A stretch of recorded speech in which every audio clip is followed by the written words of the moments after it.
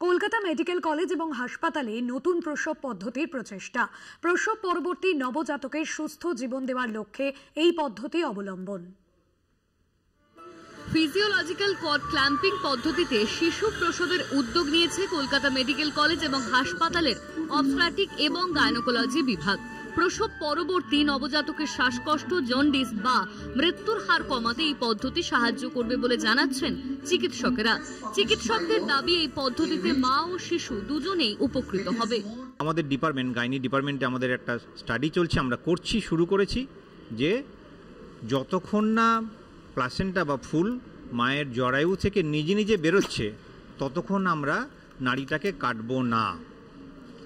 এটাতে আমরা দেখাচ্ছি যে যখন প্রাকৃতিক নিয়মে বা নেচার প্লাসেন্টা বা ফুলটাকে নিজে বের করে দিচ্ছে ততক্ষণ পর্যন্ত আমরা নাড়িটাকে না কাটলে আমাদের মায়ের এবং বাচ্চার দুজনেরই উপকার হয়। প্রসবের পর মায়ের তাড়াতাড়ি সুস্থ হওয়া, শিশুর মানসিক গঠনে উন্নতি এবং শিশুর জন্মানোর পর জন্ডিস বা শ্বাসকষ্টের মতো সমস্যা এড়াতে সাহায্য করবে এই প্রসব পদ্ধতি।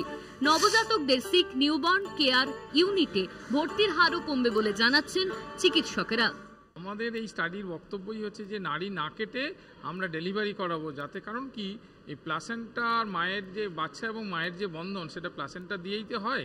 এই জন্যে এই ধারা যে পদ্ধতিটাতে আমরা যদি করতে পারি তাহলে দেখা যাবে যে যখন বাচ্চাটা আস্তে আস্তে প্লাসেন্টাটা লেগে থাকবে মায়ের জরায়ুর মধ্যে ততক্ষণ কিন্তু অক্সিজেনেটেড ব্লাডই পাবে। এবং শুধু সেটা রক্ত নয়, এক্সট্রা 100 রক্ত ml ব্লাড ছাড়াও অন্যান্য যে রক্তের উপাদানগুলো আছে যেগুলো বাচ্চার খুব উপকারী সেগুলো পাবে।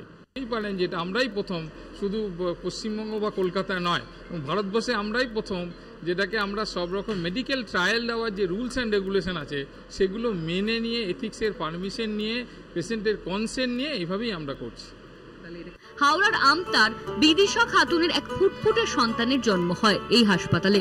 ফিজিওলজিক্যাল কর্ড ক্ল্যাম্পিং পদ্ধতিতেই তার সন্তানের জন্ম হয়। সুস্থ সন্তানকে কোলে পেয়ে খুশি বিদিশা। নারী সমেত বাচ্চা আমার বুকে তুলে দিয়েছিল, আমারও কোনো অসুবিধা হয় না, আমার বাচ্চারও কোনো অসুবিধা হয় না। ওটা আমাকে খুব ভালো লেগেছে। আমার বাচ্চাকে প্রথম আমার কাছে অনেকক্ষণ রেখেছিল ওনারা। কলকাতা মেডিকেল কলেজ ও হাসপাতালের এখন অবধি প্রায় 100 জনেরও বেশি সন্তান প্রসব হয়েছে এই পদ্ধতিতে বলে জানাচ্ছেন চিকিৎসকেরা। হাসপাতালের চিকিৎসকদের দাবি, এই সকল মা ও শিশু দুজনেই স্বতঃস্ফূর্ত। প্রাথমিক যে রিপোর্ট সেটা খুব আশাপ্রদ এবং আমাদের এখানে চিকিৎসক থেকে আরম্ভ করে পোস্ট গ্রাজুয়েট শিক্ষার্থী তারাও খুব আনন্দিত।